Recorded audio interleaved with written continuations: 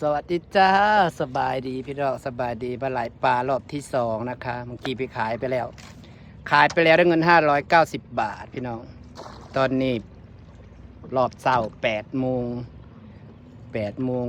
ครึ่งจ้ะมาตั้งแต่เช้าพอละจ้ะนี่ค่ะอันนี้คือรอบที่สามรอบที่สี่อันนี้คือรอบใหม่รอบเมื่อกี้ไปขายเลยเด้อจ้ะพี่น้องขายไปแล้วปลาได้เงิน490 บาทอ้ายพลายหลอกเดียวพอได้เงินอันนี้ว่าปลามันโลละ70ก็ถือว่าราคายังดีอยู่เดี๋ยวจักหน่อยก็ลงราคาเลยนี่อ้ายเพิ่นได้5 โลได้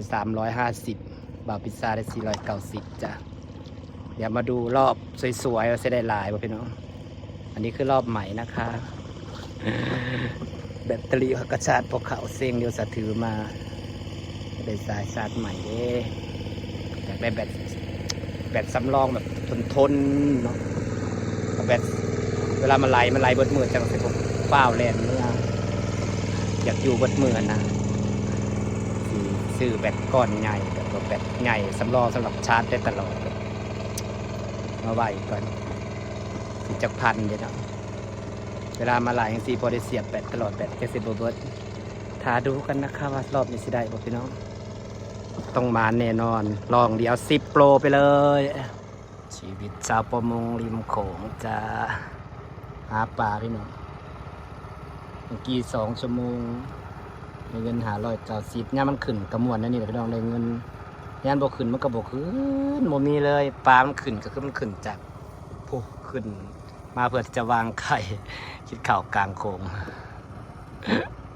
ข่าวกับไข่กินข้าวเช้าจะ8 โมงนะคะกับไข่ส่วนนางกินแล้วก็มาจ้ะ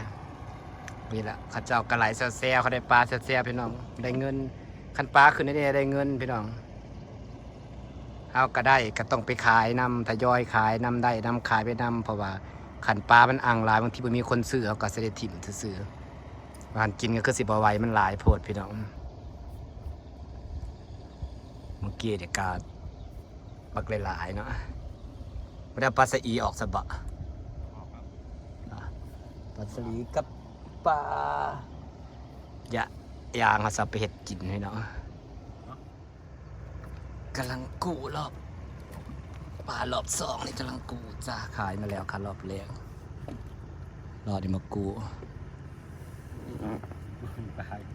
ก็ยังไม่เห็นปลาจากโตอยู่ผมจะไปถือผู้เด็ดไหนละปลานี่มาแล้ว1 ตัวจ้าถุงแยกไปใส่กันเด้อ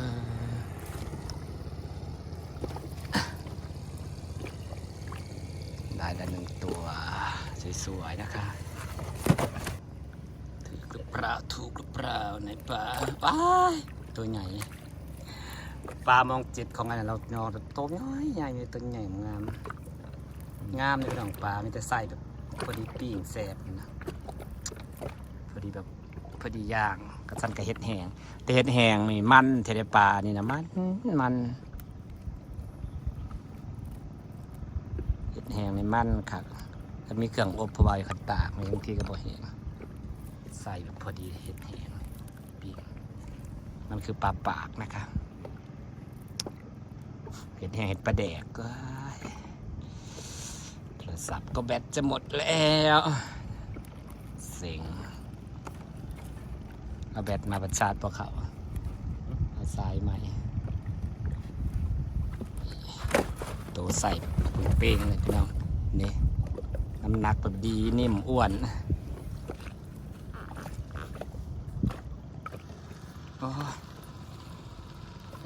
ใส่งามเลยจ้าขอมันคือลุ่มล้อมครับแต่เกี่ยวกับดีจะไปดินมากเลยมันหมุนเข้านะมาจ้าพี่น้องปลาขึ้นหลายเมื่อนี้บางคนไปขายเซลกัดสิมีพอค่าเนี่ยค่าหุ่มมาซื้อเซลอยู่ท่าพี่น้องคือคืนได้ขันปลาขึ้นคนกัดมาขายปลามาซื้อปลาเต็มอยู่ท่า ผู้ขายผู้ซื้อ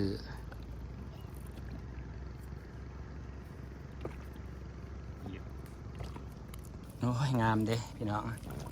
ปลานั่นจะใส่งามมันได้ปลดเรื่อยๆมันกระมวนนะพี่น้องไม่ได้ยักเมื่อได้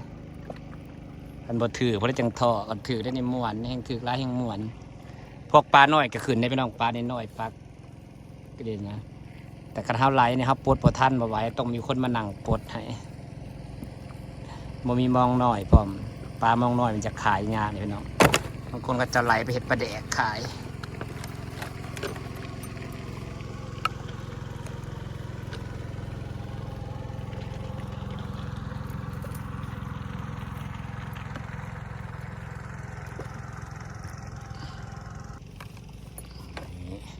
มาจากพี่น้องมาไหลปลารอบ2กันค่ะรอบแรกขายไปแล้วจ้ะ490 บาทได้ปลา7 โลพี่น้องมา6 โมงไปขายตอน8 โมงกว่า2 ชั่วโมงตอนนี้เราก็จะไหลต่อนะคะจนเพลนจนบ่ายนะคะส่วนแม่น้องตีก็ไปหาหน่อไม้มาขายจักหน่อยจะสิมือสิไปถ่ายแม่น้องตีกับแบตเปิดพอดีเอาแบตมากระสาดพอเข่าเบื่อดิเซ็งเลยพี่น้องไหลจาก2 ร่องพอได้ปลาไปขายแล้วก็สิมือเลยนี่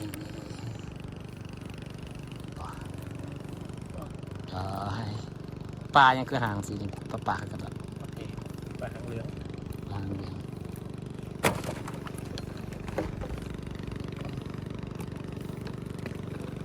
ถือเรื่อยๆอยู่ได้พี่น้องเอ้ยจะปลดเรื่อยๆที่มวนอยู่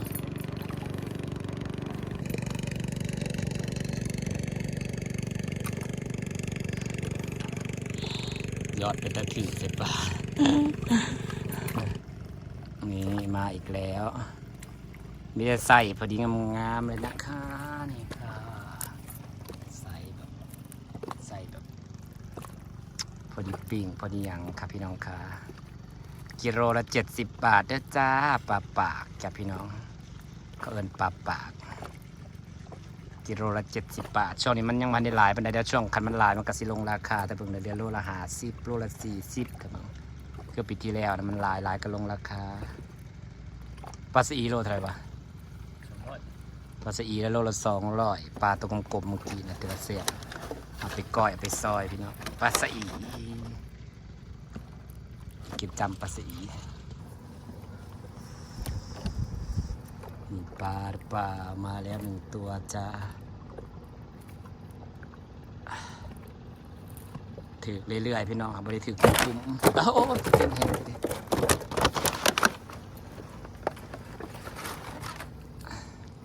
สวยมากแล้วบ่ค่อยถือเลยพี่น้องยังบ่เห็นปลาอยู่ลองที่2นี่ปลาแสดงมันจะถึกตอนเศร้าๆดูพี่น้องตอนเศร้าๆปลาหนักถือสวยมากบ่ค่อยปันใดยังบ่เห็นปลาอยู่ลองนี่เราเมื่อกี้ยังถือกี่เด้รอบนี้ไม่เห็นปลาเลยปลาไปไหนหมดเลยใส่ปลามันไม่ตีงเลยป่ะ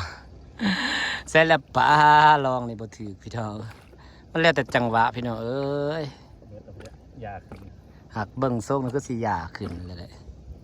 มันสวยเลยเด้ตอนนี้ก็10 โมงเลยเด้ ให้ได้ 9 โมง 40 นาทีแล้ว10 นาทีกับ10 โมงปลาส่วนใหญ่มันจะถือตอนเช้าๆอันกลางคืนกับไหลปลายางในซ้ำสิได้พี่น้องอยากลงมาไหลปลามองกลางคืนอยากเขาบอกให้ลงปลาไปเสียดิพี่น้องยังเป็นปลาจักโตอยู่สิเมื่อได้บ่ได้ข่อยสิเมื่อปอกแล้วไม้ใส่เป็นน้องตีมาหาน้ำไม้มาเลยมังปานนี้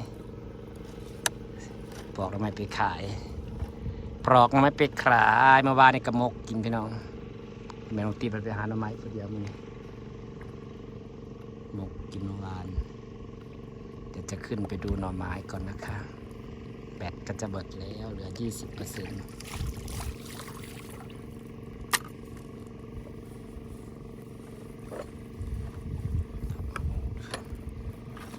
เขาแล้วก็มาทอบคือ าวบ่ได้ปลาจิกโตโพดโพตัวที่สุดเลยโพดโพพี่น้องมันสวยแล้วมันก็เริ่มหมดถือพี่น้องปลามันสิถึงตอนเช้านี่ละ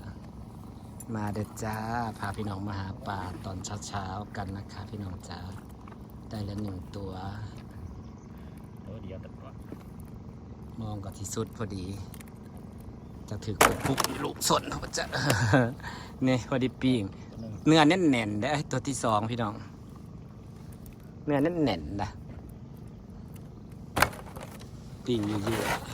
ๆว้าย3 ตัวมันมาถืออยู่สนพี่จ้ะ ถึงมึงดิ ถืออยู่สนพี่ตัวงามเลยค่ะถือบาทละ10 โล20 โลแล้วก็10 หมวนนะพี่น้อง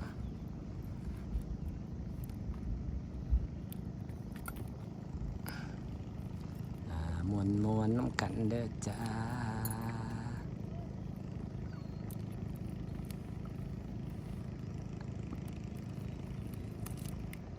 มวนน้ำกันเด้อจ้า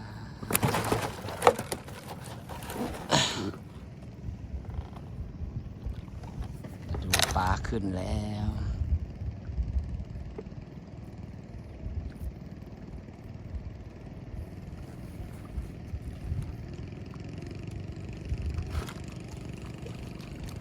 มันมาถือจะสนพี่ปลานะ เป็นปลาสนเดียวหา6 ตัวอยู่ได้มันก็ได้นั่นเด้ได้ปลาสนเดียว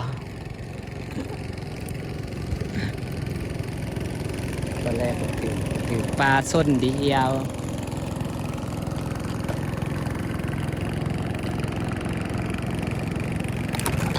หลายโตอยู่เด้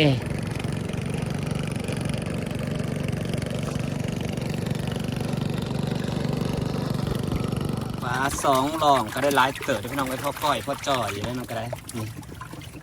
ได้หลายเติบจะได้ปลาสินี่ได้หลายเติบจะได้มันก็ได้ปลาสิอี